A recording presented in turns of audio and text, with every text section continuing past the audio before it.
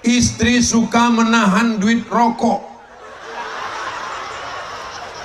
Itu tandanya dia masih sayang dengan paru-paru bapak. Itu tandanya dia mau bapak tidak kena kanker. Selamat datang di Hikmah UAS. Channel ini menghadirkan potongan ceramah singkat Ustadz Abdul Somad yang penuh hikmah, nasihat islami, dan inspirasi kehidupan. Bagaimana cara mengatasi istri yang cerewet?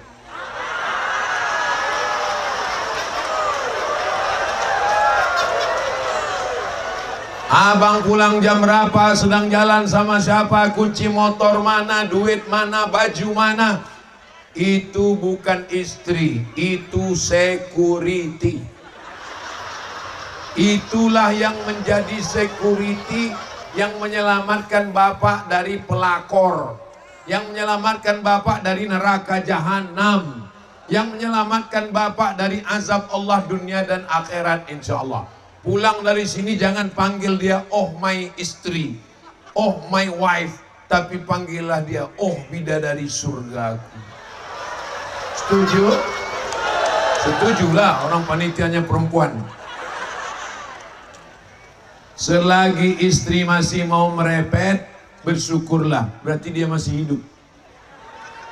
Ada seorang perempuan istri yang suka merepet, tiba-tiba dia kena stroke, berhenti merepet.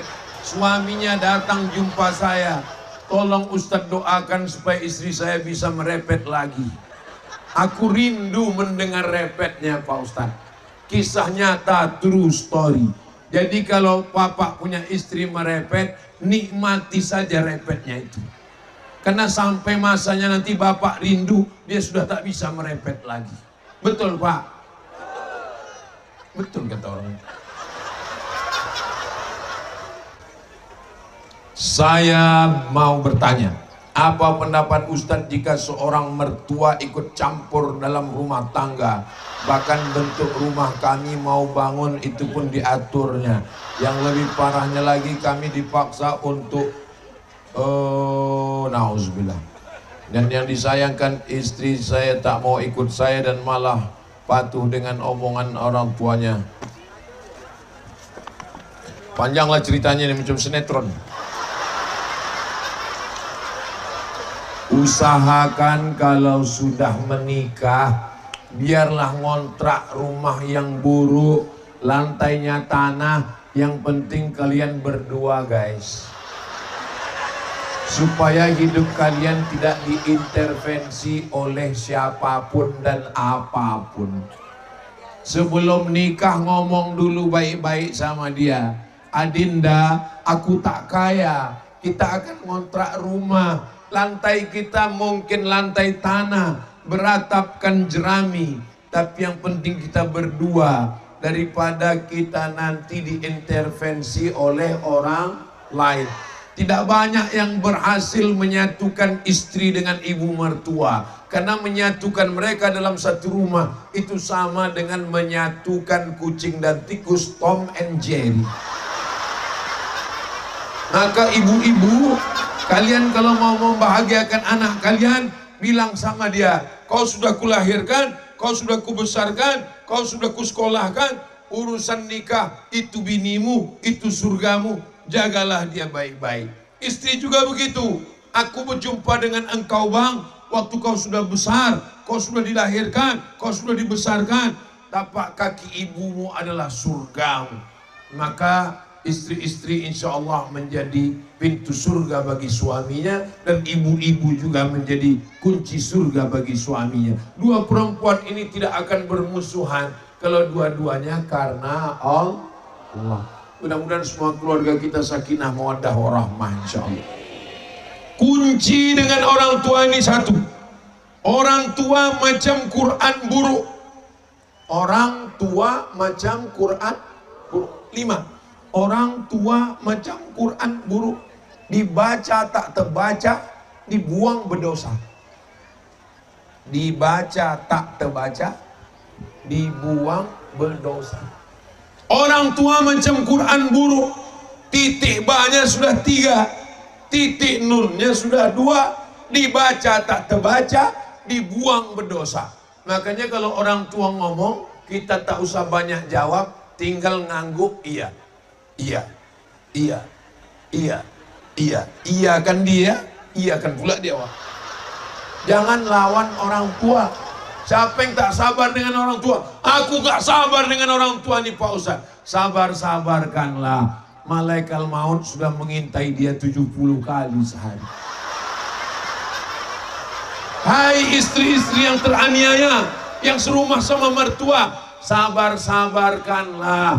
Tak lama lagi mertua kau mati. Tak sabar kalian tunggu malaikat maut datang. Tak sabar kalian. Hai laki-laki yang tak sabar dengan orang tua, tak sabar dengan mertua, sabar-sabarkanlah karena mereka sudah tua. Memdate mata ya bawati. Semua kita akan mati. Sabar-sabarlah.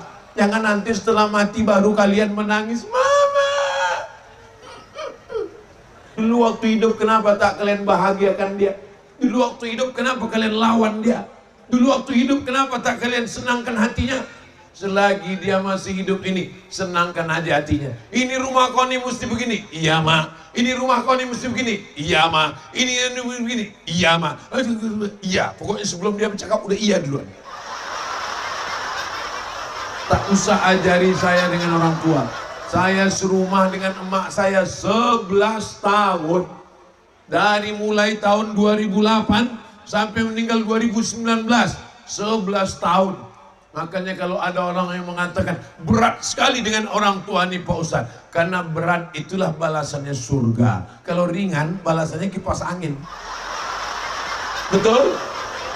Mudah-mudahan yang berjuang dengan orang tua, kalian mendapatkan surga Jannatul Firdaus insyaallah. Bagaimana cara mendidik anak di zaman digital seperti sekarang? Jangan kasih anak TV. TV di rumah saya dicampakkan Ustazah Fatimah ke dalam gudang. Saya tak pernah nonton TV lagi. Anak tidak boleh main handphone. Kepalanya hancur, emosinya tak stabil, pengamuk, pemarah, tantrum. Maka caranya adalah ajak anak bercerita, ajak anak ngobrol. Kalaupun mau dikasih hiburan, berikanlah alat macam handphone, tapi isinya video ngaji, video sinetron religi, video ceramah. Bisa dicari di YouTube, hiburan untuk anak. Itu sami diberikan ustazah. Murah, tak mahal. Isinya hanya 3. Ngaji, film religi, dan ada lagu-lagu. Sodakoh, solawat, zikir, solawat, meminta kepada Allah, doa anak yang soleh, dan paling utamanya adalah doa silahul mu'min. Jangan lupa mendoakan anak, bacakan Al-Fatihah. Ya Allah, bukakan pintu hati anakku, Al-Fatihah. Tutupkan hatinya daripada maksiat dan dosa, Al-Fatihah. 10 kali, 20 kali, 40 kali, 100 kali, bagus. Membukakan pintu hati anak, karena itu semuanya kuasa Allah Subhanahu wa ta'ala. Ini makin lama makin tebal kertasnya nih. Amalan apa yang harus dilakukan untuk pejuang garis 2? Banyak makan toge, kacang-kacangan, kacang yang dibuat jadi tahu tempe. Tapi semua ikhtiar kita nggak ada apa-apanya kalau tidak ada doa. Sholat hajat tiap malam. Usolli sunnatal hajat rakaataini lillahi ta'ala. Hajatnya apa? Hajat garis 2. Itu maka setiap dia mau foto, apa? Garis 2. Supaya tespeknya bergaris 2. Tak ada yang sulit bagi Allah. Innama amruhu idza arada syai'an ayyakula lahu kun. Orang berzina aja bisa hamil, masa menikah tak hamil? Lalu kenapa orang menikah berpuluh tahun tak hamil?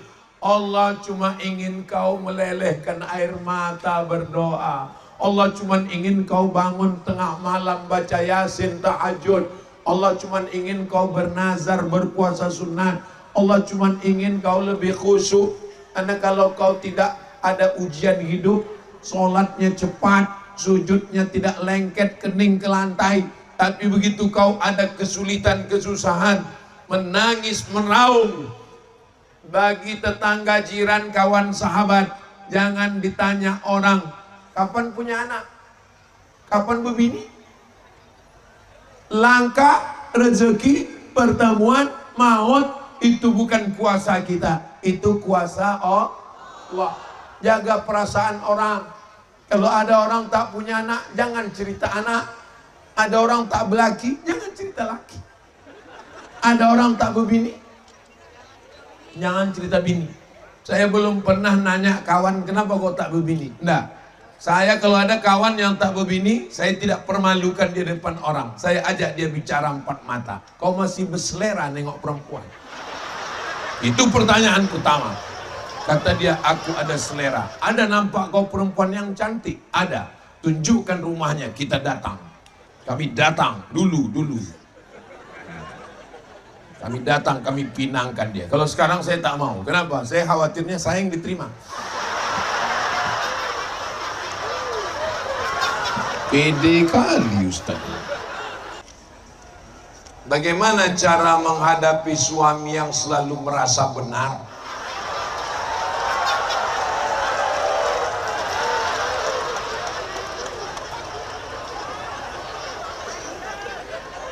Suami juga manusia, punya silap, salah, dan dolar.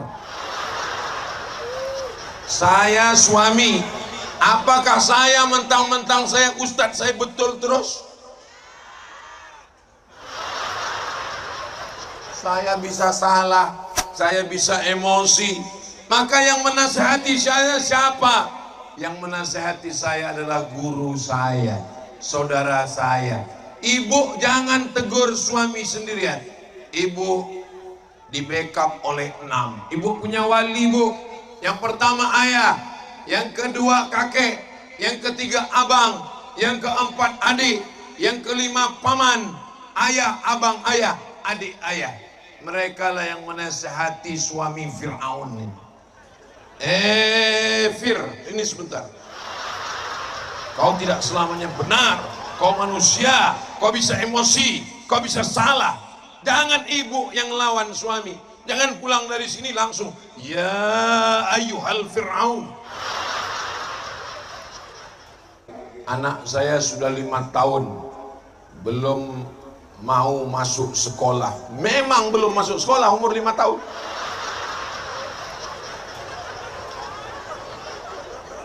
Anak saya masuk preschool.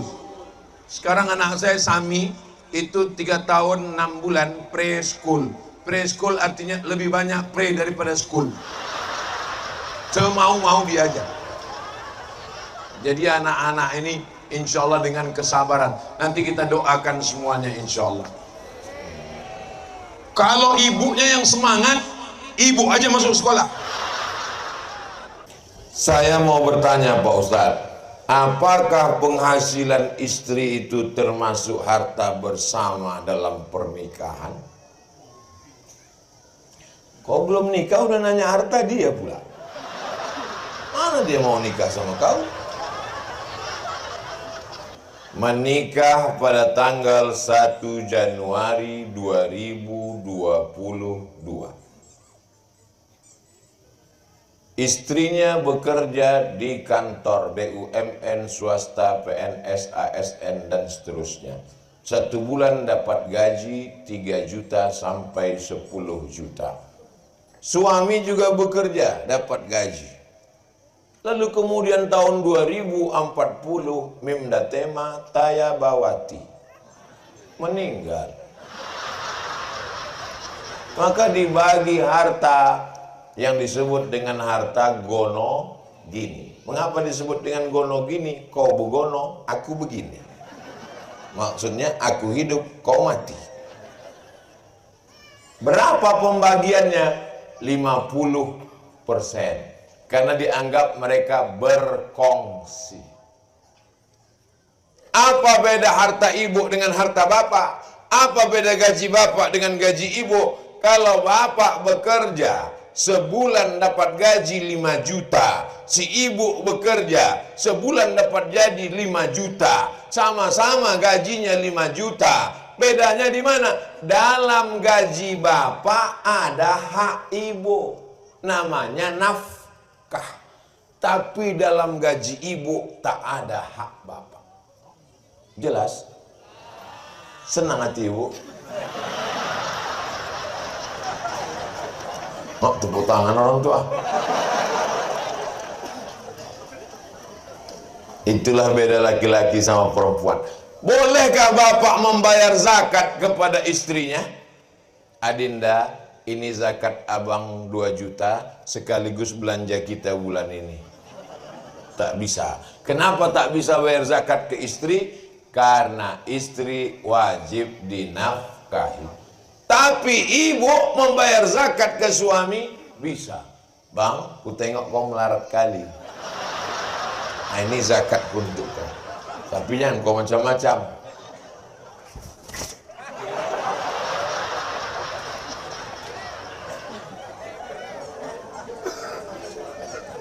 Adapun harta ibu yang tidak dibagi gonogini adalah ketika sebelum nikah. Ibu anak semata wayang, kaya raya, kebun durian sejauh mata memandang, musangking. Belum lagi kucing king. Ruko pula lagi 100 pintu. Itu baru pintunya aja, belum lagi jendela sama atap. Itu tidak dibagi gonogini karena pendapatan sebelum nikah. Lalu kami dapat berapa dari situ Pak Ustadz? Suami mendapat 1/4 kalau ada anak, kalau tak ada anak dapat setengah. Jadi kalau harta ibu 1 miliar dari sebelum nikah tadi, maka si bapak dapat setengah kalau tak ada anak, 500 juta. Makanya jangan duit itu disimpan, wakafkan. Simpan duit, simpan di bawah kasur. Meninggal ibu, habis dipakainya untuk modal kawin lagi.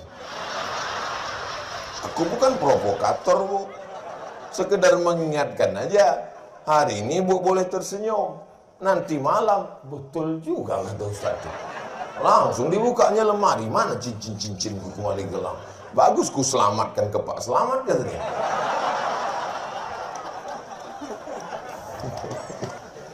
Semoga Allah memberikan keselamatan kepada Ustaz Abdul Somad beserta keluarga Ustaz. Amin.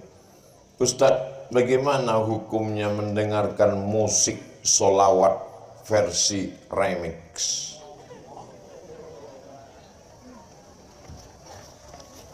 Tidak sinkron antara pujian kepada Nabi dengan bunyi remix itu. Remix itu macam mana lah aku contohkan remix itu ya.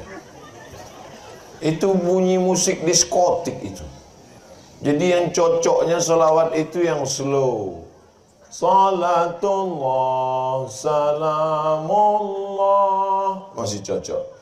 Sallallahu ala Muhammad, masih cocok. Tala'al badru alaina, masih cocok. Maulaya salli wa sallim, masih cocok. Tapi kalau sol.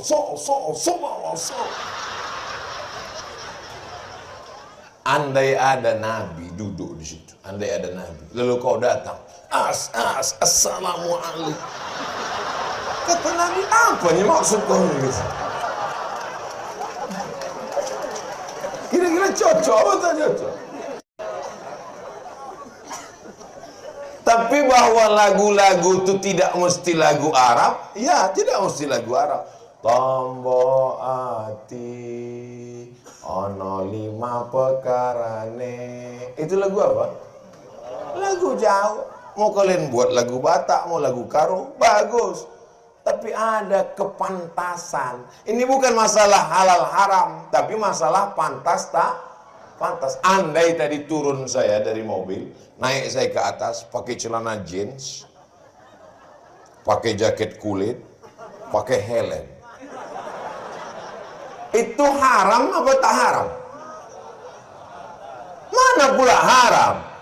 Lutut tertutup, pusat tertutup, naik saya pakai celana jeans, pakai baju kaos, pakai jaket kulit, pakai helm. Terus saya bilang, "Hai guys, are you ready to rock?" Ini bukan masalah halal haram, tapi ini masalah pantas tak pantas. Kalian datang mau meminang anak gadis. Gimana cara kalian datang? Tentu pakai sopan santun. Assalamualaikum Pak. 2 jari, 2 tangan, 10 jari, 1 dengan kepala. Bapak sehat. Kalian bawakan rambutan, kalian bawakan durian. Aku tak suka durian gitu. Pergi bawa. Tak mungkin kalian masuk langsung. Gimana calon mertua? Sehatnya kau kan? Ini masalah etika. Kalau pada calon mertua hanya mengharapkan anak gadisnya saja kita bersopan santun, apalagi kepada Nabi Muhammad sallallahu alaihi wasallam.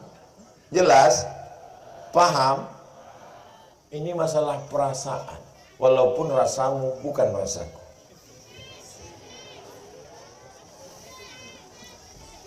Kenapa orang itu marah? Bagaimana cara mengingatkan istri tanpa menyinggung perasaannya dan tidak membuatnya membalas kita dengan mungkin hal-hal yang sudah lama berlalu?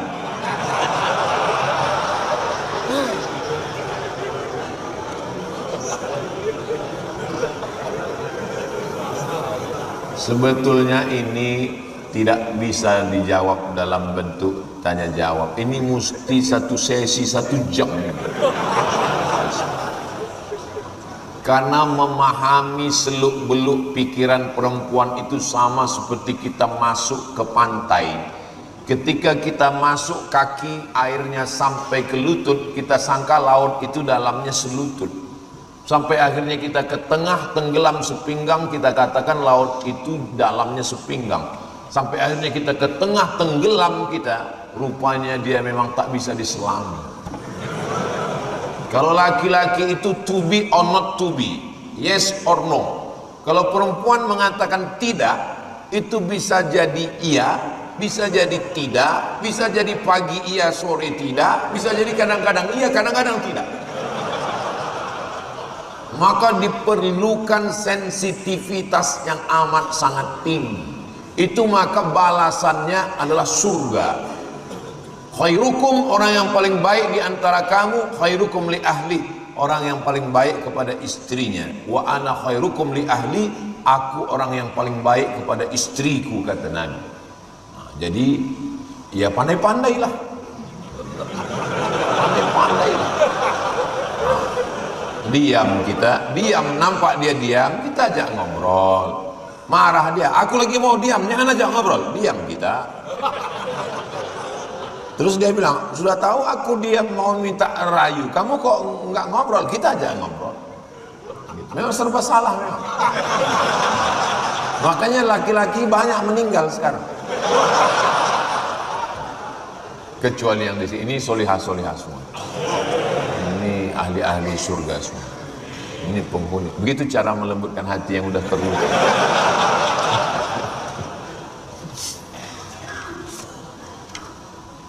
Ada perempuan yang diberikan suaminya 3 mobil. Car City, City Car untuk jalan-jalan dalam kota, mobil pick up untuk belanja ke pasar, mobil van untuk luar kota. Kurang sayang apa lagi?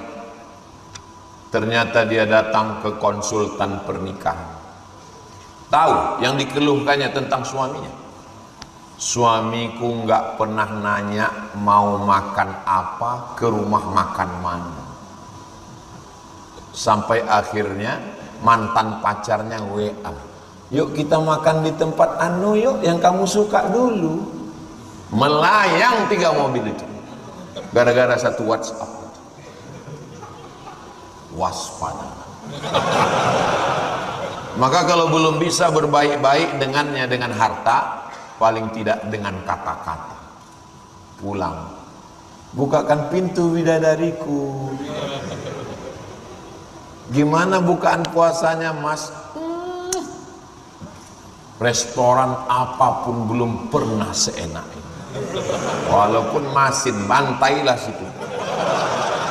Penting keluarkan aja kata-kata ini. Begitu. Lihatlah bagaimana Nabi memanggil istrinya. Ya Humaira, wahai engkau yang kulitnya putih kemerahan. Boleh saya panggil istri saya Humaira? Why not? Tapi dia nggak putih, Pak Ustaz. Nggak apa-apa. Menyenangkan. Pulang nanti panggil. Ya Humaira. Pasti dia panggil. Jangan terlalu jujur. Ini laki-laki ini banyak terlalu jujur. Ya Hajar Aswad gitu. Apa kau bilang gitu? Sampai mati diingat deh. Kalau sampai bapak bilang begitu, nanti pas bapak koma di ruang ICU dibisikkannya, ya Hajar Aswad. Sampai pas anak kalian nikah nanti duduk di pelaminan, ya Hajar Aswad. Mati dia ingat. Perempuan ini memorinya kuat. Betul kan, Bu? Iya kata orang itu di atas. Perempuan ini sulit dipahami, nggak bisa dibaca oleh GPS. Laki-laki kalau mau beli pisau cukur, masuk dia ke minimarket, beli, bayar, pulang. Perempuan nggak, dia putar sana ke sana kemari, dia pulang, dia bilang lupa mau beli apa ini. Memang mesti sabar-sabar mendampingi.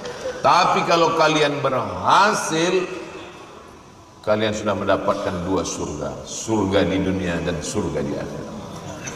Makanya kalau ada laki-laki yang takut ke istrinya, takut tersinggung, takut mencederai hatinya, seperti yang bertanya ini lah. Ini orang seperti ini kalau mati nggak kena azab kubur ini. Kata malaikat, ini nggak usah diazab. Nah, udah azab kali di dunia.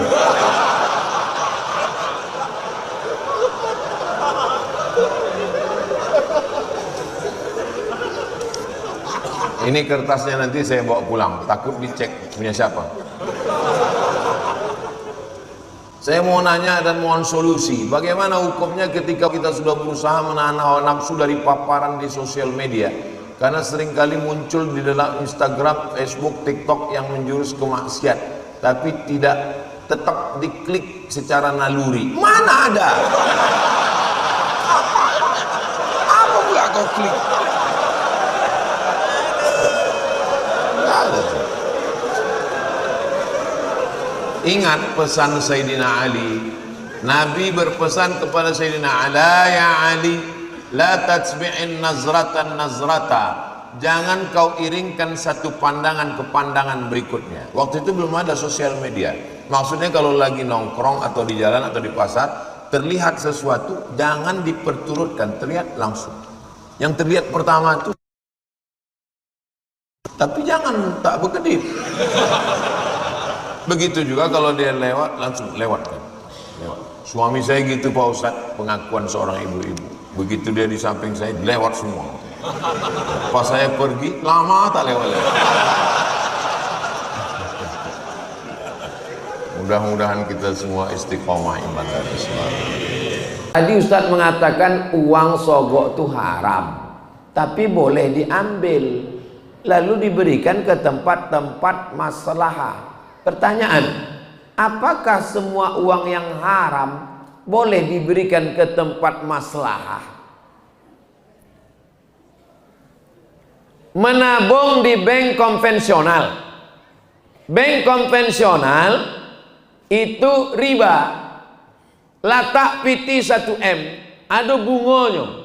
Datang orang bank, Pak, ini bunga untuk Bapak 100 juta. Halal apa haram? Dari bunyinya camel aja biar haram. Lalu awak sabit, saya nggak mau ngambil Mas, ambil saya. Habis nggak diambilnya? Awak ambil piti haram itu. Letakkan di masolih ammah, kepentingan umum. Itu bukan fatwa ambo. Abdul Somad tidak pernah berfatwa. Itu fatwa ketua ulama dunia Syekh Yusuf Al-Qardawi, lama meninggal tahun lalu rahimahullah. Dalam kitab namanya Fatawa Mu'asirah. Tapi bukan berarti sado duit haram boleh awak ambil. La'ana naha Rasulullah SAW. Rasul melarang 3. Nan pertama, thamanil kalbi, menjual anjing.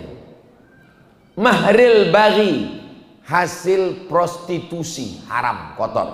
Wa ulwanil kahin, duit dukun. Itu bukan berarti boleh berdukun. Pekerjaan Pak, dukun. Tapi duitnya haram. Saya serahkan untuk kepentingan umum. Kata Ustaz Somad boleh. Tidak begitu. Contoh-contoh duit yang haram, maka tidak dipakai, tak dimakan, tapi diserahkan untuk kepentingan umum. Nah, itu dipahami dengan baik. Iko pertanyaan apa curhat kok panjang mana? Saya doakan Ustaz dalam keadaan sehat walafiat, amin. Saya ingin bertanya mungkin di luar materi. Akhir-akhir ini saya diberatkan 2 pilihan. Satu sisi saya mau membahagiakan orang tua, tapi akhir ini saya selalu disuruh menikah. Pertanyaan saya, apakah dengan memenuhi permintaan beliau adalah salah satu cara membahagiakannya? Sementara di sisi lain hati saya belum siap dikarenakan saya anak pertama dan tulang punggung keluarga. Otomatis banyak yang masih saya pikirkan Ustadz. Mohon pencerahannya. Ada sahabat Nabi menikah, ditanya dek Nabi, kamu menikah ke Nabi? Iyo. Dengan janda apa dengan gadi? Janda. Kata Nabi, halla bikran, kenapa engkau tak nikah dengan anak gadis? Adik ambo banyak ya Rasulullah. Kalau ambo nikah dengan anak gadi, beko bercakapnya dengan adik-adik ambo tak sesuai. Ambo nikah dengan janda kok, dia bisa mengayomi, melindungi. Jadi ada pertimbangan-pertimbangan. Iko anak patamu ingin membahagiakan orang tua, ada adik-adik, tapi tulang punggung keluarga. Amak menyuruh nikah, maka carilah perempuan yang bisa sekaligus tulang rusuk dan tulang punggung. Anak tunggal, semata wayang, amehnya banyak, ladangnya lawe, apaknya sedang di ruang ICU. Solihah. Nah itu. Yang mengerti sebelum menikah lagi tahu dulu kayaknya. Ambo kok anak patamo, apa jo ama ambo adik-adik ambo lah tulang punggungnya. Beko kalau awak menikah, apa adinda siap menerima segala konsekuensi ini semua? Keceknya, jangankan untuk surat-surat tanah dan otoikoda, nyawa ambo agiahkan amin. Cuma sayangnya nanambo ceritakan kok cuma ada di sinetron religi saya. Tapi insya Allah Allah akan menemukan orang baik, ditemukan Allah dengan yang baik-baik insya Allah. Kalau jodoh takkan kemana, tapi saingan di mana?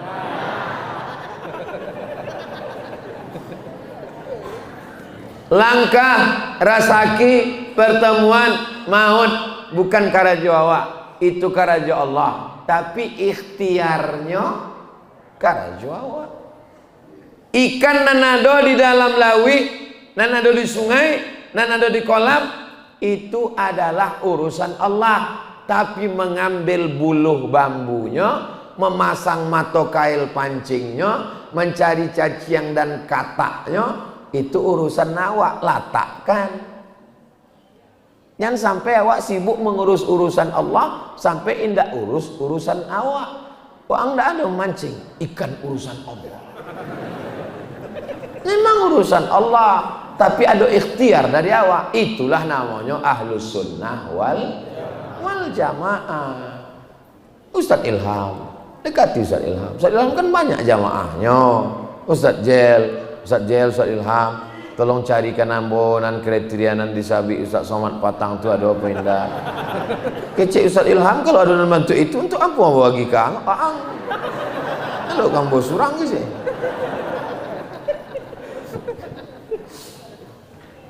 Semoga Ustadz selalu dilindungi Allah. Amin ya Allah. Amin ya rabbal alamin. Saat ini begitu banyak kasus pelecehan seksual, pemerkosaan, pencabulan. Hukum mesti memberikan efek jerah. Pengedar narkoba dipenjara, menghabiskan duit negara, makannya disediakan negara, tempat tidurnya disediakan negara, menjual narkoba pula dia dari dalam penjara melalui handphone. Di luar penjara takut ditangkap, di dalam aman. Maka hukum yang paling tepat untuk pengedar narkoba adalah hukum mati. Ambo tausiah di Kanwil Kemenhukham. Pak Kanwil kok Kristen, Protestan. Menurut saya Pak Ustadz Somad, pengedar narkoba itu ditembak mati saja. Apa Pak kok? Apa alasan Pak Kanwil kecek ambo? Tidak seimbang jeritan dia waktu ditembak dengan jeritan orang yang tak bersalah di kampung-kampung pakai narkoba. Tembak itu cocoknya Pak. Saya gak setuju saya penjara-penjara. Tembak cocok. Dalam hati ambo, gua banget ini. Emang itu cocoknya. Siapa yang menetapkan hukum itu? Melalui undang-undang. Siapa yang duduk di undang-undang? DPR RI. Makanya pilih orang yang kalau dia duduk tanya dulu, Bapak nanti kalau duduk di situ apa yang sikap Bapak terhadap narkoba? Apa yang akan Bapak lakukan terhadap? Begitu juga tentang pelecehan seksual, pemerkosaan, pencabulan. Kalau dia sudah menikah, tidak ada jalan lain. Hukumannya adalah hukuman mati. Kalau belum menikah dicambuk 100 kali. Tapi kalau baru 75 lah mati, jangan ditaruh ikan. Cambuk 75 matinya. Berhentilah, stop. Jangan 100. Enggak. Mengeluh sipir-sipir Pak polisi di penjara menghadapi sulit. Makanya terapkan hukum ini. Bisa tak diterapkan hukum? Bisa. Melalui apa? Kesepakatan. Sepakat semua bahwa pemerkosa hukum mati. Bisa. Konstitusi itu. Siapa bilang inkonstitusional? Tapi suara umat Islam. Pemilu 1955, Masumi, suara tertinggi zaman itu tidak melebihi 40%. Suara umat Islam paling tinggi 30, 35, paling tinggi tahun 55, hampir 40. Yang lain dikuasai oleh suara liberal, komunis, ateis. Ini perjuangan dakwah. Buya Hamka rahmatullah alaih meninggal, masalah tidak selesai. Buya Muhammad Nasir meninggal, masalah tidak selesai. Ustadz Somad meninggal, masalah tidak selesai. Kita dikirim Allah ke bumi bukan untuk menyelesaikan masalah, tapi kita berbuat. Allah tidak akan tanya kita, sudahkah kau selesaikan masalah? Tapi paling tidak kita berusaha menyelesaikan masalah-masalah. Masalah pendidikan, masalah pelecehan seksual. Bagaimana seorang korban dapat menerima takdir yang terjadi pada dirinya? Ada korban, lalu kita nasihati si korban. Terimalah semuanya ini adalah takdir dari Allah. Sabar ya. Coba balik seandainya kita yang jadi korban. Datang orang menasihati kita. Datang orang nasihati saya. Somad, sabar ya. Muncung orang sabar. Itu kan enggak orang kanai. Cara menguatkan dia, cara menguatkan korban ini adalah tunjukkan depan matanya. Iko orangnya nan memperkosa awak kan? Ayo, awak tembaknya sampai mati. Pam. Sesudah itu baru sabar kan? Ayo udah sabar lah. Begitu caranya. Jangan injak bambu. Jangan seperti membelah bambu. Satu diinjak, satu diangkat. Dia disuruh sabar. Dia stres, dia depresi. Menyuruh dia sabar seimbang. Yang melecehkan kau, yang memperkosa kau, itu dia mati udah ditembak. Baru kita tanya dia. Setelah kau menengok dia mati, sabar udah. Sabar aku Ustaz lah, sabar. Sabar, alhamdulillah. Begitu. Emosi mana nampaknya Buya. Bagaimana mengambil hikmah dari kejadian? Karena setiap kejadian ada hikmah di baliknya. Innallaha katabal maqadir. Allah sudah menuliskan takdir. 50 alfasanah, 50.000 tahun. Qabla an yakhluqas samawati wal ard. Sebelum Allah menciptakan langit dan bumi, 500 tahun sudah tertulis di Lauhil Mahfuz. Tapi memahami takdir ini mesti baik-baik. Gara-gara banyak orang salah paham tentang takdir, maka ada yang memenggal rukun iman jadi limu.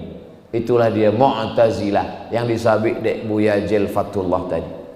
Karena banyak orang menyalahkan takdir. Wang dia pun tidak salat subuh. Takdir Allah jago jam 8. Apa kok? Gara-gara banyak orang nan mengkambing hitamkan Tuhan melalui takdir ikolah salah satu sebab kenapa Mu'tazilah. Kamu bukan membela Mu'tazilah. Maka masalah takdir iko sudah berusaha al-kasbu wal ikhtiar, tapi terjadi apa yang terjadi? Bawa sepeda motor, dikunci banyo muko belakang, dikunci stangnya, dibawa pulau rantai basi panjang, diikekkan ke batang pohon kayu. Pulang pengajian, sama-sama pokok kayunya hilang. Takdir. Ini awalnya usaha ikhtiar, usaha, doa, tawakal, maka sabar. Tapi kecicilan tak tentu arah. Kunci diletakkan di stang pai, diambil orang. Itu tidak bisa disebut hukum pencurian, karena hukum pencurian adalah benda yang terjaga, terpelihara, terkunci, diambil orang. Kalau itu namanya hukum apa? Kecicilan. Tak bisa pas ditanya, kenapa motormu hilang? Takdir. Itu kesalahan. Itu hukum sebab akibat. Kuliah dikirim dari kampung, orang tua pagi ke sawah, masih jaleh, iko orangnya, iko kabaunya. Ketika pulang, tidak bisa dari bantu, sama bantuannya. Begitulah orang tua di kampung mencari pitih untuk nyekolahkan anak. Anak di kota gaya bukan main. Na'udzubillah pulang hamil. Ditanya dek orang tua, "Mangga aku hamil?" Ikut takdir Allah. Kalau begitu memahami takdir, hilanglah hukum rajam, hilanglah hukum curi. Takdir itu pada usaha yang sudah optimal. Pakai hijab, pakai jilbab, tak mau pacaran, menjaga kehormatan, tiba-tiba datang perampok masuk ke rumah, na'udzubillah, diperkosa. Takdir tak terelakkan. Dan kita katakan sabar menerima takdir ini. Anak gadis yang baik, perang antara Slobodan Milosevic dengan Ali Izzet Begovic, Serbia dengan Bosnia Herzegovina. Maka datang pertanyaan ke Syekh Yusuf Qaradawi, bagaimana dengan perempuan-perempuan yang hamil akibat pemerkosaan tentara Serbia? Apakah boleh diaborsi, digugurkan? Kata Syekh Qaradawi, tak boleh gugurkan anaknya, sebab dia tak berdosa. Biarkan anak itu lahir, perempuan itu sabarkan dengan takdir. Tapi dengan penuh kesadaran. Hidup ini ada pilihan. Ambok ini ada pilihan. Antara ceramah duduk atau berdiri. Antara teruskan ceramah atau berhenti. Ini pilihan. Pada pilihan ini kita mesti pilih yang baik. Pacaran atau tidak pacaran. Keluyuran atau tidak keluyuran. Jalan atau tidak jalan. Kita punya pilihan. Ada saatnya kita tidak bisa memilih. Menjadi orang Minangkabau. Itu pilihan atau tidak pilihan? Tidak pilihan. Karena dulu malaikat tidak ada datang waktu kita dirahim. Aku ingin jadi orang Minang apa orang bule? Enggak. Menjadi orang Minangkabau ini adalah takdir. Kita terima ketetapan Allah Subhanahu wa ta'ala. Apa yang harus saya lakukan ketika memiliki seorang ayah yang mementingkan saudaranya, membiayai dan keperluan, sehingga saya dan adik-adik dan ibu saya kesusahan dalam mencari biaya hidup? bapak-bapak, abang-abang, udah kepala rumah tangga, kalian punya 5 kewajiban. Yang pertama kasih makan, yang kedua kasih pakaian, yang ketiga kasih tempat tinggal, yang keempat kasih pendidikan, yang kelima kasih perhatian kepada istri dan anak kalian. Setelah istri, anak, orang tua kalau susah, barulah saudara, keponakan, yang lain. Jangan salah prioritas. Ini namanya fiqhul aulawiyat. Orang yang menolong saudaranya tapi anak istrinya susah, itu sama seperti orang pakai jas, pakai dasi tapi tak bercelana. Tak bisa dia membedakan mana skala prioritas, mana yang utama. Yang utama itu ring 1 dulu. Ring 1 saya siapa? Istri, anak, orang tua kalau tak mampu. Maka ini mesti dicukupkan dulu. Berlebih baru melimpah kepada yang lain. Nah, ini ajaran agama Islam. Kembali kepada ajaran agama Islam. Itulah kaji kita pada malam hari ini. Lebih kurang 1,5 jam kita duduk dari awal dengan Ustadz Buya Jelfatullah, Ustadz Ilham dan Ustadz Abdul Somad. Insya Allah 90 menit kebersamaan kita dengan 3 Ustadz ini mudah-mudahan bernilai iktikaf, bernilai amal soleh, mampu menanamkan dalam hati kita amar ma'ruf nahi mungkar, dijaga Allah Kabupaten Agam dan masyarakatnya dari segala musibah, malapetaka, bahaya. Indonesia tetap baldatun thayyibatun wa rabbun ghafur. Terpilihlah pemimpin-pemimpin yang adil dan amanah. Ala hadhihi niyah wa kulli niyatin salihah. Al-Fatihah. Perbuatan maksiat kita dulu mempengaruhi pikir fakir atau miskin.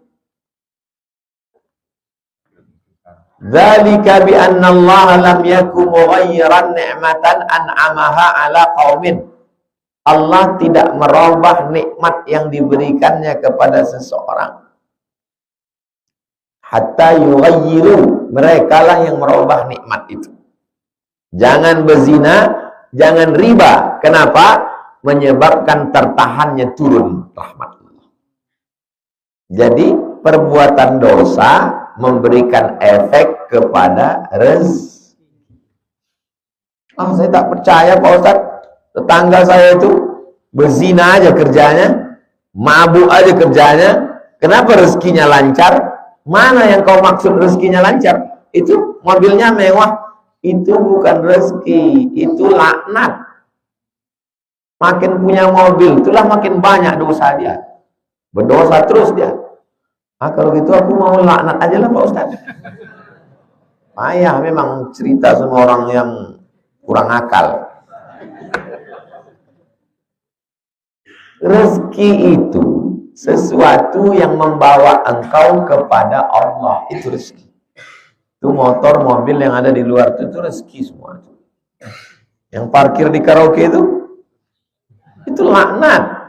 Tapi bentuknya macam rezeki.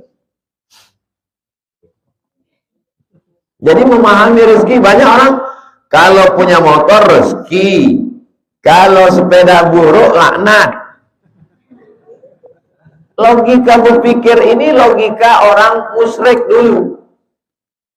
Kalau tempat tidurnya dari sutra, rezeki. Kalau tempat tidurnya dari pelepah kurma, laknat. Kalau begitu cara pikirmu sekarang, berarti apa beda kau sama Abu Lahab sama Abu Jahal? Karena waktu itu yang tidur di sutra itu Raja Persia, Raja Romawi, yang tidur di pelepah kurma Nabi Muhammad SAW. Andai kau hidup zaman Nabi, pasti kau ikut Abu Lahab.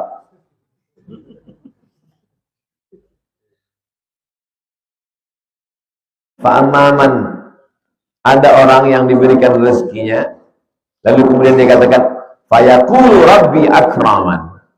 Tengok, Allah memuliakan aku.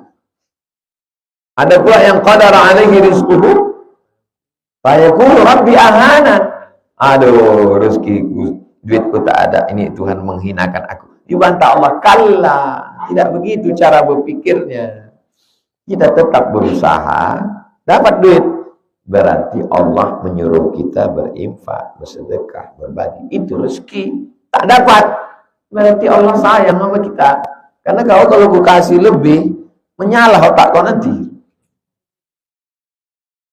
Yang paling mengerikan adalah ketika kita dikasih sehat, tak dipakai beribadah, dapat jabatan, hanya bertambah maksiat, bertambah umur, hanya bertambah dosa, bertambah ilmu, hanya bertambah angkuh.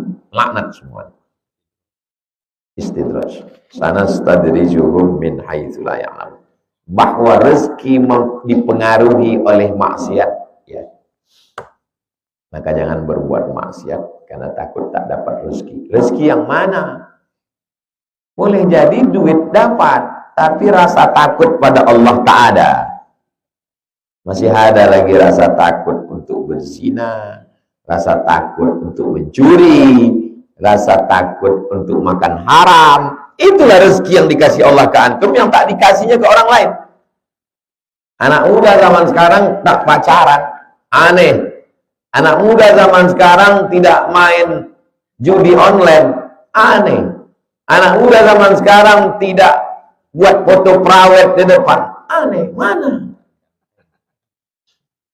Nah, jadi padahal Allah sudah kasih antum rezeki. Rezekinya apa? Rezeki yang paling mahal, takut berbuat maksiat. Itulah rezeki yang paling hebat. Cuman kita tak menyangka itu rezeki. Karena dalam otak kita, rezeki adalah uang. Kalau tak ada uang, berarti tak ada. Padahal rezeki adalah semua kebaikan. Punya kawan yang selalu mengajak buat baik, rezeki. Punya suami yang soleh, rezeki. Ada orang berpikir, kalau suaminya kaya, rezeki. Kalau suaminya soleh, laknat. Jadi semuanya berawal salah ngomong, salah berbuat, berawal dari salah berpikir. Maka luruskan dulu mindset. Hari ini antum semua dapat rezeki. Mungkin rezekinya tidak materi. Rezekinya apa? Man shalla subha fi jama' raka'at al-fajri, 2 rakaat qabliya subuh khairum minad dunya wa ma fiha. Lebih baik daripada dunia dan seisinya. Antum hari ini lebih kaya dari Bill Gates. Tapi dalam pandangan Allah, bukan dalam pandangan kawan antum. Lagi-lagi kita mesti meluruskan cara berpikir. Mindset. Mind, otak. M-I-N-D, mind, otak. Settingannya. Bukan mindset otak setan. Bagaimana hukumnya sandal kita hilang di masjid? Lalu pengurus masjid menyuruh bawa aja sandal yang ada. Bawa aja, bawa.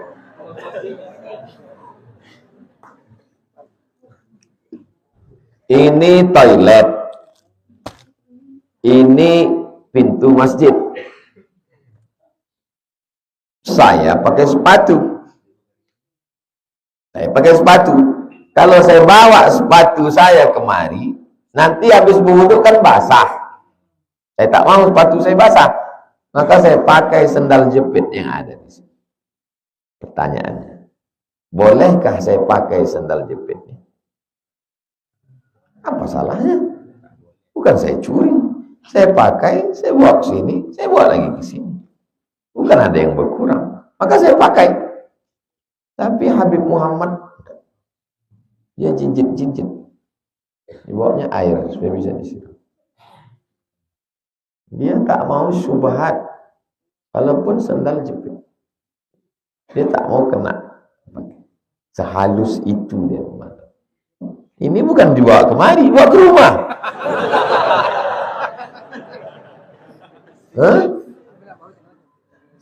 Jadi Habib-Habib itu mengajar kita dalam hal-hal yang halus. Bukan cakapnya. Bukan cakap. Antum kalau berjalan sama orang, antum akan tengok dia mengajar kita bukan dari cakapnya. Dari perbuatan. Kenal sama Fulan? Kenal. Pernah jumpa? Belum. Belum kenal. Kenal sama Fulan? Kenal. Pernah jalan sama dia? Belum. Pernah kenal Fuad? Kenal. Pernah mengalami masa genting sama dia? Belum kenal. Karena sifat asli akan keluar pada masa. Jadi kalau jalan antum sama ulama, sama Habib-Habib itu nampak, oh begitu mereka halus. Tak mau dia pakai sendal jepit. Jinjit banyak sendal. Saya kalau saya pakai sendal jepit dipakai orang senang kali saya dapat pahala. Apa salah? Ini mereka tak ada akadnya sih, kecuali di sendal tuh. Yang mau pakai aja ya. Berani pula pengurusnya, ambil. Aku pun selalu ngambil gitu. Jadi kita tidak punya standar. Standar kita adalah asal dilakukan orang terkenal, asal dilakukan pejabat, asal dilakukan orang kaya, asal disuruh pengurus masjid, berarti benar. Walaupun semua orang melakukannya, kalau salah maka salah. Antum mengukur anak dengan standar. Selama Ustadz Somad membawa kayu 100 cm, maka kami akui itu 1 meter. Tapi kalau Ustadz datang ke tempat kami membawa kayu cuma 90 cm, antum kelantang mengatakan, Ustadz ini tidak 1 meter, walaupun yang membawa guru kami. Antum mesti punya standar kebenaran. Jangan orang antum jadikan standar. Orang itu diukur. Makanya kata Sayyidina Ali, kenali orang dengan kebenaran, bukan mengenal kebenaran dengan orang. Standarnya bukan orang, tapi standarnya hak. Yu'rafur rajul bil haq. Orang itu dikenal dengan kebenaran. Bagaimana cara supaya kita memiliki ingatan yang bagus dalam menuntut ilmu? Ada amalannya tak, Pak Ustaz? Syakautu ila waqi'in, aku mengadu kepada Imam Waqi' su'a hifzi, kacau hafalan. Fa'arsyadani ila tarkil ma'asi, kata dia jangan kau buat maksiat wahai murid Syafi'i. Li'annal ilma nurun, karena ilmu itu cahaya. Wa nurullah la yuhda lil 'asi, cahaya tak diberikan kepada orang yang melakukan perbuatan maksiat. Usaha pertama, jangan makan haram, jangan tengok haram, jangan dengar haram, jangan buat haram. Yang kedua, niatkan menghafal bukan untuk membanggakan diri, mencari dunia. Man talaba ilman, siapa yang mencari ilmu, mimma yubtagha bihi wajhullah, mestinya mencari ilmu itu untuk mencari kemuliaan dari Allah. Tapi dicarinya dulu liujari bihil ulama, liumari bihis sufaha, untuk mendebat ulama, membodohi orang dulu. Lam yajid irfal jannah, tak dapat mencium bau surga. Jangankan masuk surga, bau surga pun tak dapatnya, padahal jarak dari bau itu ke dia 500 tahun perjalanan. Baunya pun tak dapatnya. Yang ketiga, hindari maksiat, luruskan niat, zikir. Zikir-zikir yang menguatkan. Makanya Allahumma zakirni, Allahumma zakirna minhu ma nasina. Ingatkan kamu. Afdhalul zikri, zikir-zikir apapun. Subhanallah, walhamdulillah, la ilaha illallah, menguatkan. Yang namanya lupa itu, kalau udah lupa nih, mengingat nama kawan, nampak kita terbayang mukanya. Asal-asal di ujung-ujung lidah. Makanya kadang ulama itu kalau menyuruh Allahumma sholli ala sayyidina Muhammad, Allahumma sholli, sholawat menguatkan, mengkonekkan kita dengan Sayyidul Kaun Nabi Muhammad sallallahu alaihi wasallam. Allahumma sholli ala. Makanya ulama kadang kalau dia lupa sedang menyampaikan Allahumma sholli ala sayyidina Muhammad, supaya cepat ingat. Bagaimana hukumnya ibadah seorang dalam usahanya masih ada ikatan kepada bank? Apakah masih diterima ibadahnya, termasuk sholatnya, Pak Ustaz?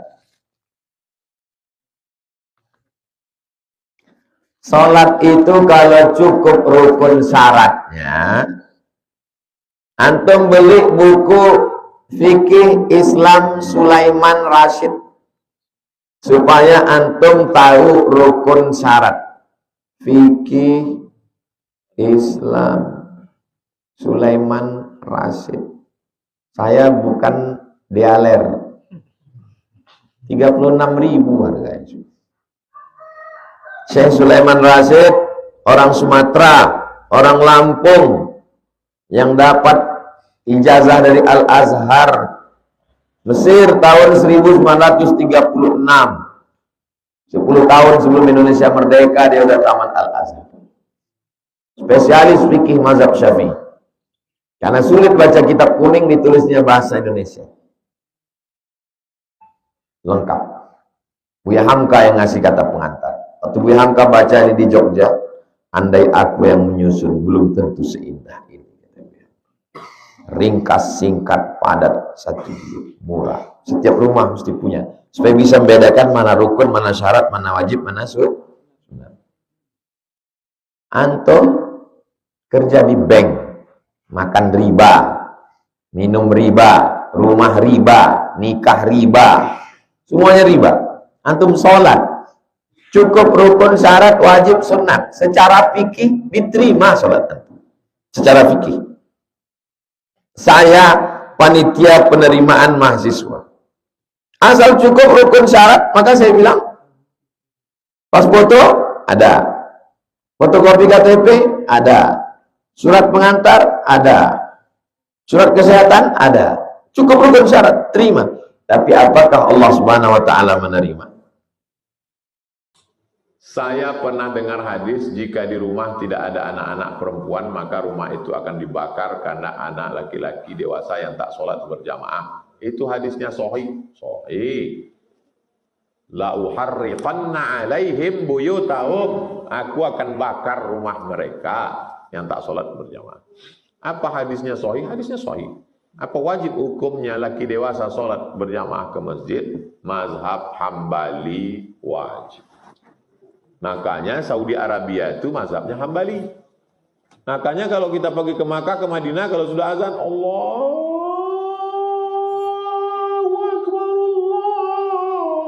Akbar, haji. Tak boleh lagi belanja. Tutup.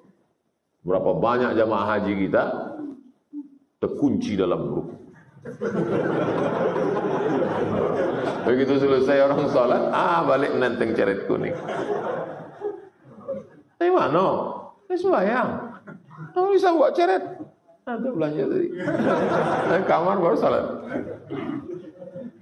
Mazhab Hambali wajib salat berjamaah, wajib. Mazhab Hambali. Mazhab Maliki salat berjamaah sunnat muakkad. Mazhab Syafi'i salat berjamaah fardu kifayah. Itulah mengapa masjid-masjid kosong. Kau tak ke masjid, fardu kifayah. Makanya di masjid tu satu orang aja diangkat orang tu.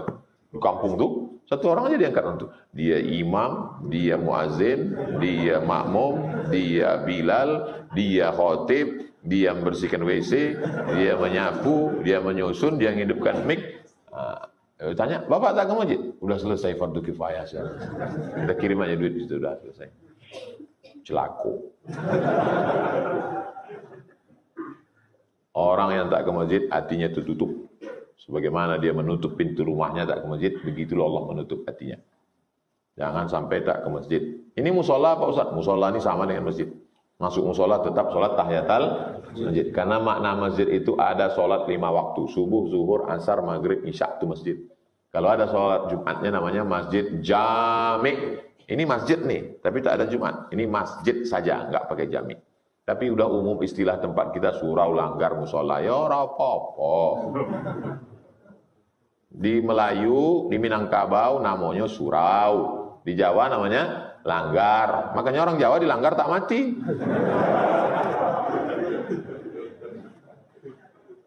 Saya disekolahkan orang tua dengan duit haram. Tapi dia sekolahkan sekolah agama. Apa hukumnya Pak Ustadz? Orang tua antum tuh tak usah antum urus-urus. Disekolahkannya antum pakai duit jual babi, pakai duit prostitusi. Dia menghamilkan, mengandung 9 bulan 10 hari, melahirkan 2 tahun, itu udah tak tertebus-tebus. Doakan saya supaya diampunkan Allah dosa. akan datang kalau dia masih hidup, berdoa supaya antum punya duit.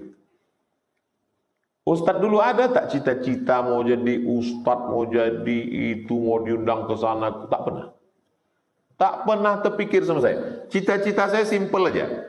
Aku mesti kuliah, habis kuliah aku mau ikut CPNS jadi dosen, nanti aku dapat gaji, mau ku senangkan orang tua. Tak banyak cita-cita saya. Paling simpel cita-cita. Aku mesti kuliah, karena kalau kuliah nanti aku dapat ijazah, habis itu nanti aku ikut CPNS, habis itu nanti aku jadi dosen, dan dapat gaji, ku senangkan orang tua. Rupanya betul. Pas macam yang saya mintakan. Lulus kuliah, ikut CPNS, dapat gaji, 11 tahun serumah dengan emak. Habis itu meninggal, lihat saya pun berhenti PNS. Pas macam yang diinginkan. Jadi antum tak usah cita macam-macam. Antum cita-citanya ingin serius, bekerja, dapat duit, membahagiakan orang tua, lebihnya bonus. Jadi yang saya terima hari ini, bonus lebih yang dari saya pikirkan. Kalau antum cita-citanya itu ini, orang tua belum tentu bahagia. Tapi kalau antum cita-citanya membahagiakan orang tua, antum dapat lebih dari yang antum pikirkan. Percaya? Alhamdulillah. Tak percaya? Rasakan sendiri. Bagaimana hukumnya orang menghalalkan musik, sedangkan sudah jelas dalam hadis dikatakan musik itu haram? Mana hadis yang mengatakan musik haram? Tunjukkan sama saya. Mana hadis yang mengatakan musik itu haram?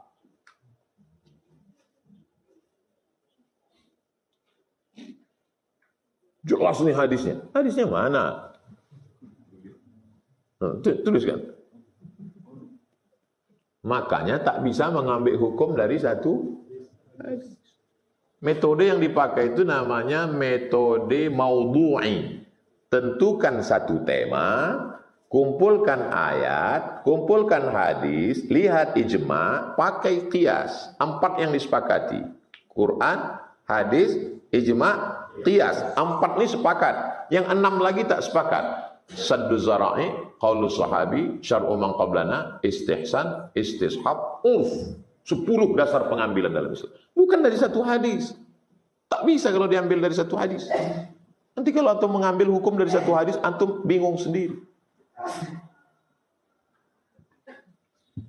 Saya mau kasih contoh orang mengambil hukum dari satu hadis. Innal mayyita la yu'adzabu bibukai ahlihi. Mayat diazab karena keluarganya nangis. Oh, Mak, kenapa kau meninggal, Mak? Mayat diazab karena keluarganya nangis. Itu kalau antum pahami hadis itu error antum. Yang meninggal siapa? Suaminya. Yang menangis bininya. Kenapa pula abang itu diazab, bininya menangis? Udahlah dia mati, diazab pula lagi. Bininya pun menangis karena harta warisan itu tak banyak. Makanya tak bisa mengambil hukum dari satu hadis. Tema yang dipakai adalah tematik. Kumpulkan semua ayat hadis. Hadis ini batal dengan ayat wala taziru waziratun wizra ukhra. Orang tidak memikul dosa orang lain. Yang menangiskan bininya. Kenapa pula lakinya diazab? Apakah dosa bini bisa dipikul suami? Mana bisa? Jadi memahami hadis itu pahami secara utuh. Jadi ceritanya begini dulu. Orang jahiliyah menandakan prestasi tinggi, kaya, semakin banyak orang nangis waktu dia mati, maka dia strata sosialnya tinggi. Kalau yang nangis 2 orang, itu kelas bawah. Tapi kalau yang nangis rame, hebat. Maka dibuatlah namanya grup nangis. Ada grupnya. Lalu sebelum si bapak ini tadi mati, dibilangnya sama bininya, oh my darling, nanti kalau abang mati, biar ditengok orang nih abang hebat, tolong kau undang grup nangis ya. Maka datanglah grup tadi karena diundang. Maka keluarlah ucapan hadis tadi, innal mayyita la yu'adzabu bibukai ahli.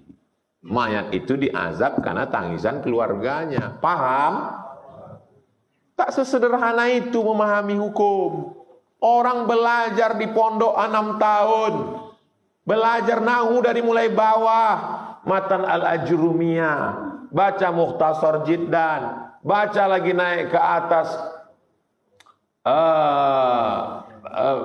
Al-Imriti. Naik lagi ke atas baru baca Ibnu Malik, Ibnu Aqil, Syarah Ibnu Aqil. Baca Alfiyah Ibnu Malik, baca syarah, baru bisa baca kitab. Kitab paling kecil dulu fikih namanya Matan Takrib. Dari Matan Takrib baru naik Fathul Qorib. Atam Fathul Qorib baru naik Fathul Mu'in. Habis itu I'anatul Talibin. Baru naik lagi ke atas kitab paling besar Mahalli. Habis itu baru kitab Majmu' Syarah Muhazzab. Itu baru satu mazhab Syafi'i. Baca Nabi, baru bisa ngomong hukum. Ini baru mengaji sekali langsung menurut hadis. Hadis mana, guys? Itu namanya pendangkalan Islam. Ana mau antum ngaji. Ngaji Riyadhus Shalihin sama ana. Tapi kalau ngaji usul fikih sama Ustaz Mawardi Muhammad Saleh. Antum datang ke Ustaz Mawardi, adik-adik mahasiswa yang serius, minta sama dia ngaji usul fikih. Ini kok bisa jadi haram? Ini kok bisa jadi makruh? Ini kok bisa mazhab ini ngatakan wajib, ini mazhab ini kurban? Kok bisa kurban itu kata Imam Hanafi wajib, kata Syafi'i kok sunat wakad? Ngajinya itu di mana? Ilmu yang melahirkan hukum itu di mana? Usul fiqh. Yang ahli usul fikih di Indonesia ini S1, S2, S3, 13 tahun di Madinah, Ustaz Mawardi. Antum minta izin sama dia, rekam ceramah dia.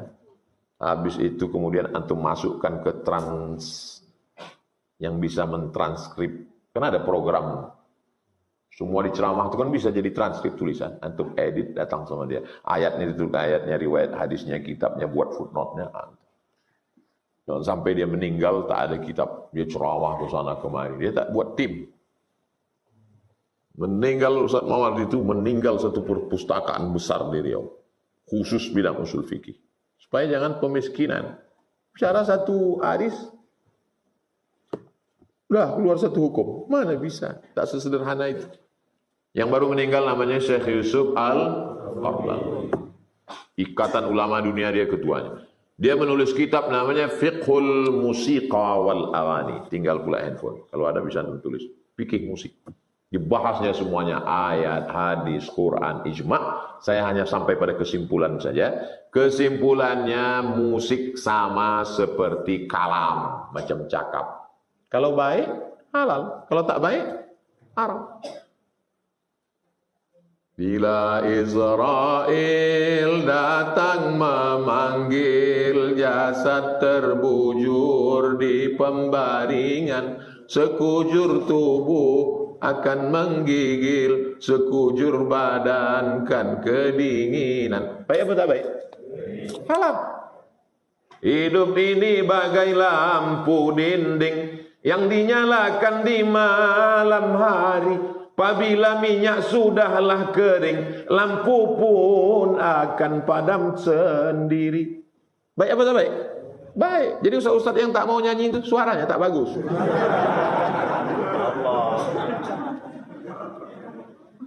Perempuan-perempuan menyanyi di kamar Nabi. Jariyatani tughanniyani. Datang Umar, Abu Bakar marah. Kenapa itu menyanyi-nyanyi, kata Abu Bakar? Apa kata Nabi? Da'huma, biarkan mereka menyanyi. Mana ada orang menyanyi tak pakai irama? Mana menyanyi tak pakai irama? Salatlah, salatlah.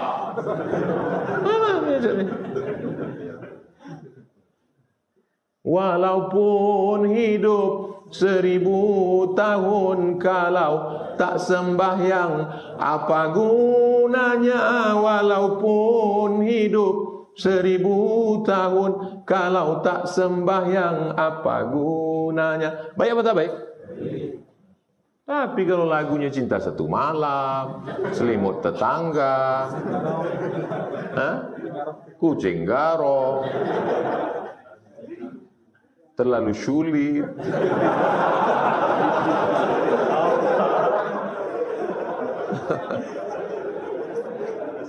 Siapa koordinator grup kajian? Hah? Yang punya bakat-bakat nasyid, kumpulkan buat nasyid. Buat nasyid hadrah, latihan. Nanti minta latih sama Ustadz pimpinan Imam Masjid Al-Falah. Ustadz apa? Nasution itu, Yazid Nasution. Minta latih sama dia. 10 orang, berapa orang yang punya bakat. Ada tuh bakat darah-darah seni itu, bisa dia begendang, bisa dia nasyid.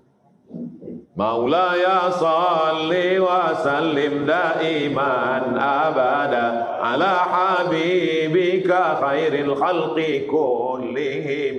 Satu lagu. Lagu kedua, Allahumma salli ala sayyidina Muhammad wa asghi li zalimin bizalimin. Lagu ketiga, salatullah salamullah. Lagu keempat, macam-macam lah kalian buat. Kalau bisa 10 lagu.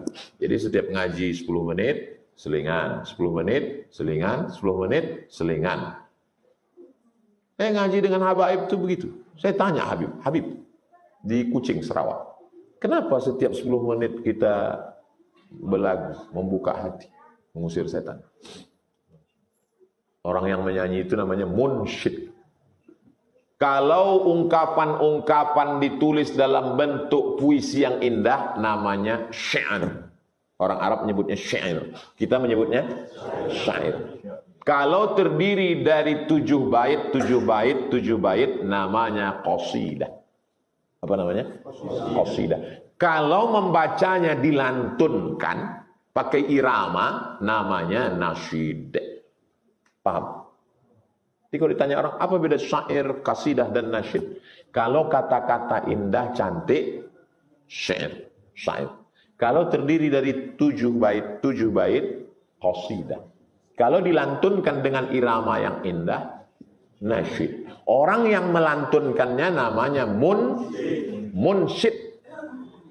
Ya, nanti antum ditanya orang, nasyid itu apa? Itu mak-mak yang mukul gendang.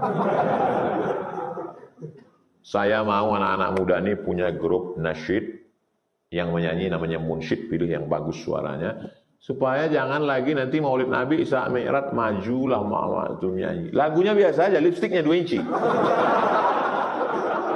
Di dalam masjid memukul gendang pakai bedak, bini orang ditonton laki orang.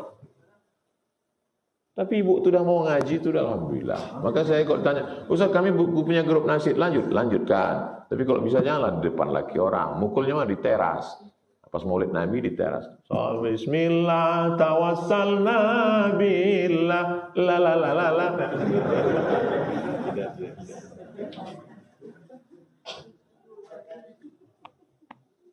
Nah, itu tentang musik tadi.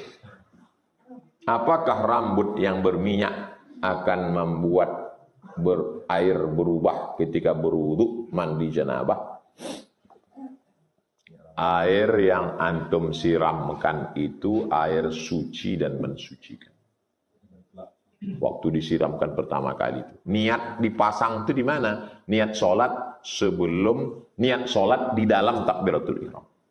Usolli fardhu subhi raka'ataini adaan ma'muman lillahi ta'ala. Niat itu di dalam takbiratul ihram. Dari A sampai bar. Bar. Di dalam itulah niat. Sholatnya sholat apa? Sholat subuh. Berapa rakaat? 2 rakaat. Jadi imam apa jadi imam? Jadi makmum. Allahu Akbar. Itu mazhab Syafi'i. Kalau mazhab Hanafi, mazhab Maliki, mazhab Hambali, niatnya sebelum takbiratul ihram. Makanya di Makkah itu takbirnya pendek. Allahu Akbar. Allahu Akbar.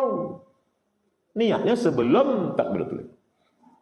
Nah, kalau mandi itu niatnya kapan? Waktu bismillah. Wudu, waktu menghidupkan air. Air yang dipakai berwudu itu air suci mensucikan. Bisa berwudu pakai air tebu? Tak bisa. Pakai air kelapa? Tak bisa. Air mutlak. Tahir, mutahhir. Suci dan mensucikan. Ada tahir tapi tak mutahhir. tak mensucikan. Bahwa setelah air itu turun ke badan dia, kena sampo, itu setelah jatuh. Makanya air itu kalau bisa mengalir. Saya Pak Ustadz selalu di Sungai Siak, bagus. Air mengalir sungai. Saya pakai shower Pak Ustadz, bagus. Saya pakai gayung Pak Ustadz. Airnya yang airnya yang kau cedok itu kan suci mensucikan. Yang tak boleh itu kau campur dulu sampo itu ke dalam. Kalau udah campur, baru masuk waktu. Karena dia tidak tohir mutohir. Jelas? Sahkah salat orang yang memakai parfum beralkohol?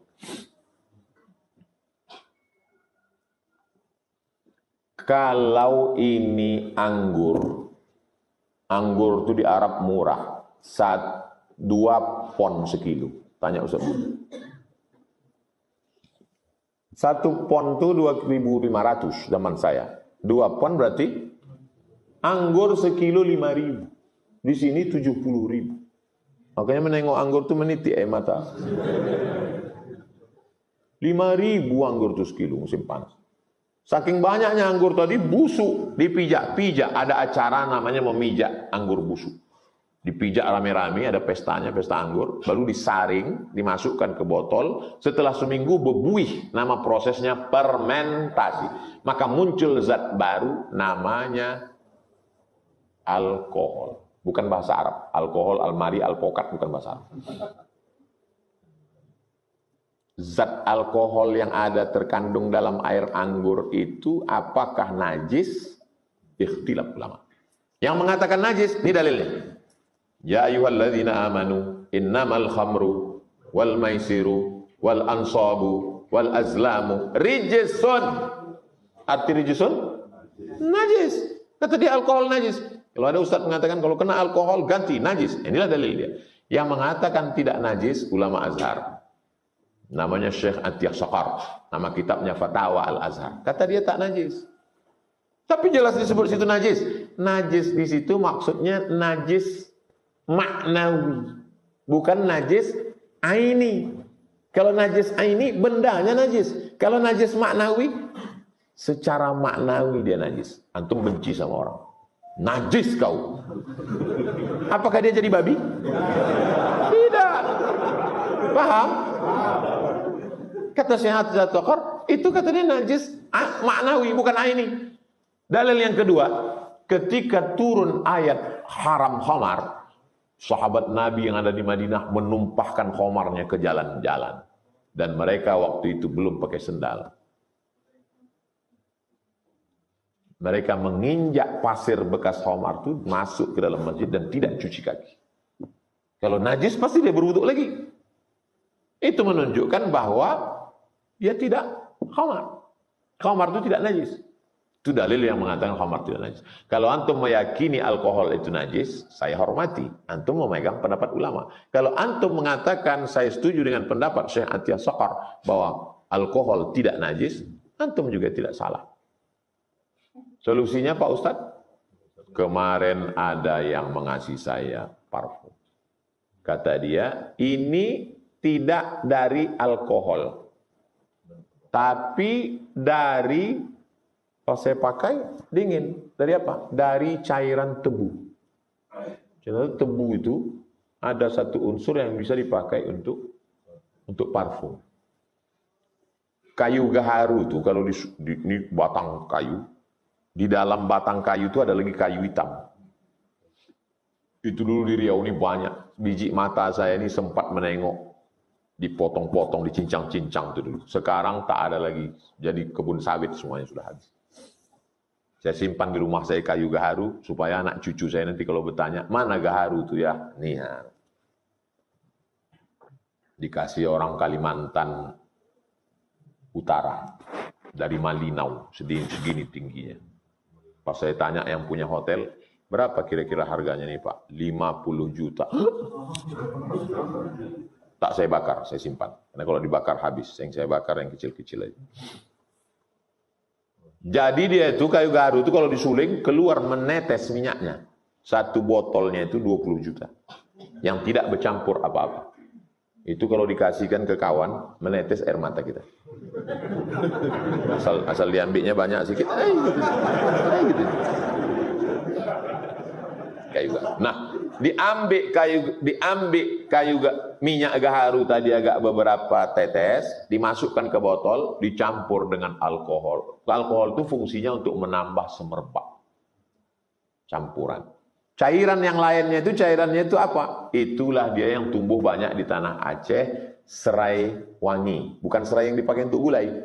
Macam serai itu juga. Saya dulu dikasih orang Aceh 1 jerigen serai itu, campuran parfum.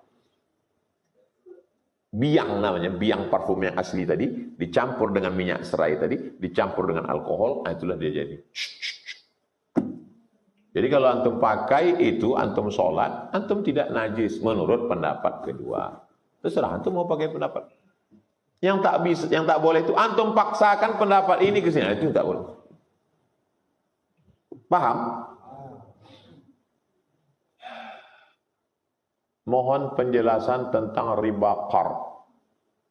In tuqridullaha qardan hasanan. Kalau kamu memberikan pinjaman, maka yudha'ifahu, Allah akan melipat gandakannya pahalanya.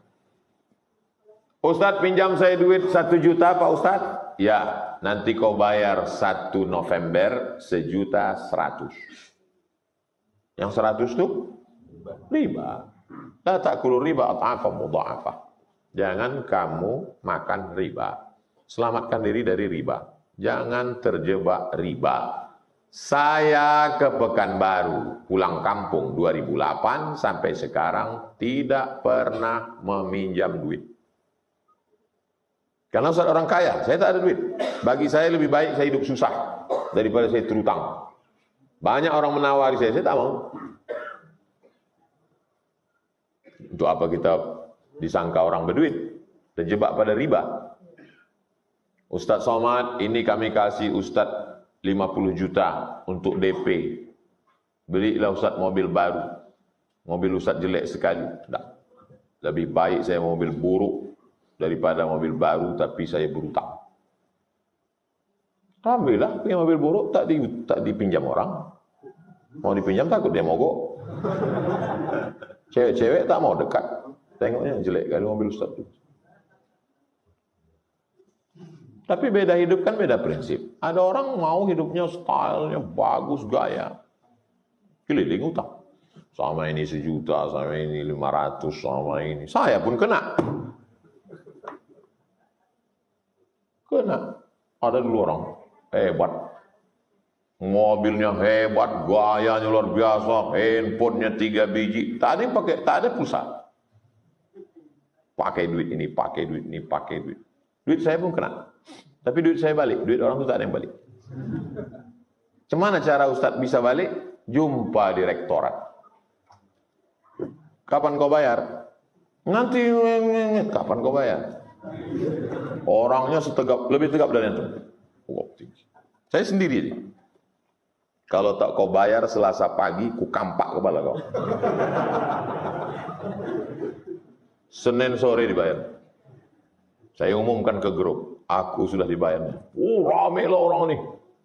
Gimana caranya? Gimana caranya? Nah, gini caranya. Kalau tak kau bayar Selasa pagi, ku kapak kepala kau. Orang kalau kita lembek dipijaknya kepala kita. Betul? Kalau mau lembut bisa lembut. Kau bayar ya, kalau tak bayar ku cubit nanti. Kau lembut kali, ginjal kau ku cubit.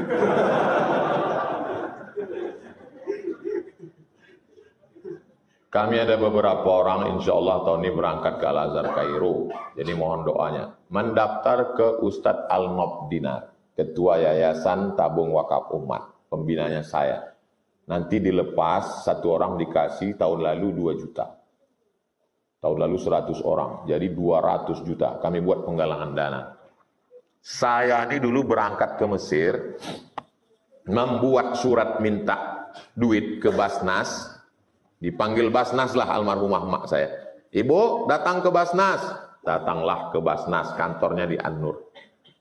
Waktu itu perlu duit berangkat 20 juta. Dikasih Basnas lah 200.000. Saya sakit hati. Maka saya mengatakan ke Ustadz Al-Nob, adik-adik kita yang mau berangkat, kumpulkan semua. Setiap tahun. Ini udah tahun ketiga. Kasih duit. Duitnya dari mana? Kita buatkan iklan di Instagram. Iklan. Dapat 200. Kasih 2 juta seorang. Sisanya Ustadz, usahalah kalian pula. Carilah siapa orang kaya.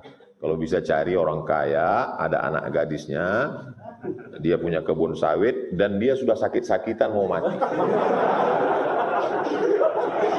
Hari ini antum ketawa, tapi nanti setelah pulang dari Mesir baru antum ingat cakap saya. Supaya antum bisa buat pondok pesantren. Tanahnya itu antum selamatkan bapak itu, antum selamatkan anak gadisnya, antum selamatkan tanahnya. Saya menyampaikan ini karena saya dulu tidak melakukan itu, saya salah. Jadi apa yang tak terlaksana oleh saya sampaikan ke antum supaya antum bisa berbuat. Kami berangkat ke Mesir, pulang, berangkat tak dilepas, balik tak dijemput. Macam jelangkung. Maka adik-adik saya dilepas, diacarakan pelepasan. Dan pulangnya disambut. Ini ada yang mau pulang dari Bagan Benio, sambut. Magang 6 bulan di Yayasan Tabung Wakaf Umat di Palas. Supaya dia tahu bagaimana cara buat yayasan, bagaimana cara buat pondok, bagaimana cara. Setelah 6 bulan dia magang, siap baru pulang kampung. Begitu saya kalau sakit hati. Sakit hati saya dulu diperlakukan tidak baik, saya balas. Adik-adik saya jangan mengalami macam saya. Lalu kemudian saya buat proposal ke bupati minta bantuan. Jangankan dibantu, dibalas pun tidak. Hari berganti musim berubah. Assalamualaikum, waalaikumsalam. Ini Pak Bupati, dulu dia bupati nih, ingat saya bilang. Dia mau ngundang, sekarang ini saya tak bisa. Carilah ustaz-ustaz lain. Dulu anak-anak KSMR, kelompok studi mahasiswa Riau membawa proposal. Apa kata dia? Kita tidak perlu dengan anak Timur Tengah. Sekarang buktinya perlu. Saya diundang, saya tak mau. Tapi adik-adik saya suruh. Kan begitu, kalau aku tidak. Nah, nanti kalau nampakku mukanya lain cerita. Pendendam Ustaz. Kita tak dendam, ingat perlu. Kalau kita tak tahu kita lubang itu membuat kita jatuh, kita akan jatuh sekali lagi. Paham? Siapa Syekh Abdul Ghani Al-Kampari? Semua sanad-sanad tarekat Naqsyabandiyah ini bertemunya pada Syekh Sulaiman Zuhdi. Syekh Sulaiman Zuhdi. Syekh Sulaiman Zuhdi punya murid namanya Syekh Ibrahim Al-Khalidi An-Naqsyabandi dari Pasir Pangarayan.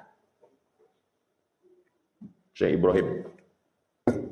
Syekh Sulaiman Zuhdi punya murid satu lagi namanya Syekh Ismail. Syekh Ismail mengembangkan tarekat, yang ini Pasir Pangarayan. Yang ini mengembangkan tarekat lagi di Sorga. Tahu Sorga? Surau Gadiang. Rokan Hulu. Namanya Syekh Ismail. Syekh Ismail Mandeling, Alak Ita Sesudena. Syekh Ibrahim orang Melayu. Mereka bagi. Kalau yang Melayu sama kau Ibrahim. Kalau yang Mandeling sama aku. Mereka tak berkelahi. Bagi-bagi. Yang satu lagi orang Rokan Hulu. Namanya Syekh Abdul Wahab Rokan. Syekh Abdul Wahab Rokan. Syekh Sulaiman Zuhdi punya murid namanya Syekh Muhammad Ilyas. Syekh Muhammad Ilyas punya murid namanya Syekh Abdul Malik. Mbah Malik dipanggil. Mbah Malik punya murid namanya Habib Lutfi bin Yahya. Paham? Itu sanad Naqsyabandiyahnya. Syekh Sulaiman Zuhdi punya murid. Tak langsung. Dari muridnya ini sampai ke murid. Namanya Syekh Abdul Ghani Al-Kampari. Al-Kampari artinya orang Kampar. Syekh Abdul Ghani punya anak namanya Syekh Aidarus. Itulah yang membuat pesantren Darussalam Batu Basue. Ketika pembuatan PLTA Koto Panjang pindah ke Kabun. Syekh Aidarus punya anak laki-laki namanya Buya Alaidin Athori bin Syekh Aidarus bin Syekh Abdul Ghani Al-Kampal. Saya pergi ke Aceh. Di Aceh ulama besar wali Allah namanya Syekh Muhammad Wali. Syekh Muhammad Wali mengambil tarekat Naqsabandiyah dari Syekh Abdul Ghani Al-Kampari. Bersuluk 40 hari 40 malam di Surau, di Kampar, di tempat sebelum Batu Bersurat. Jadi beliau salah seorang mursyid tarekat Naqsabandiyah. Tarekat itu cara berzikir, metode cara berzikir. Saya mau tadi saya tenang cara berzikir ini macam mana Pak Ustadz? Antum pergi ke Kabun, jumpai Buya Alaidin, betalkin zikir, sanad antum bersambung nanti sampai ke Syekh Bahauddin Naqsabandi, sampai Abu Bakar Siddiq, sampai Nabi Muhammad SAW. Bersuluk paling tidak 10 hari. Suluk bahasa tarekatnya khalwah. Khalwah artinya bersunyi-sunyi. Putuskan handphone, 10 hari itu kerjanya hanya berzikir. Allah, Allah, Allah, Allah, Allah, Allah, Allah, Allah, Allah, Allah, Allah, Allah, Allah. Ibarat antum beli laptop kosong, laptop ini mau di set up-kan antivirus. Men-set up-kan zikir ke dalam jantung. Supaya antum mudah ingat Allah. Karena kalau tidak mulutnya menyebut Allah subhanallah, tapi otaknya mengingat gaji 13. Simpelnya begitu. Ustaz, saya mau ikut tasawuf. Tengok dulu mursyidnya siapa. Kenapa saya arahkan ke Buya Alaidin? Dia alumni Azhar, syariatnya kuat, akidahnya Asy'ari, fikihnya Syafi'i, tasawufnya Sunni, tarekatnya Naqsabandi. Saya orang Medan Pak Ustaz, pergi ke Besilam, Syekh Abdul Wahab Rokan. Mursyid yang ke-13 sekarang namanya Dr. Zikmal Fuad. Guru saya waktu di Darul Arafah. Doktor, dosen di Malaysia, syariatnya kuat, akidahnya Asy'ari, fikihnya Syafi'i, tasawufnya Sunni, tarekatnya Naqsabandi. Karena kalau mursyidnya tak jelas, guru kencing berlari, murid kencing maraton. Itulah kaji kita pada subuh ini.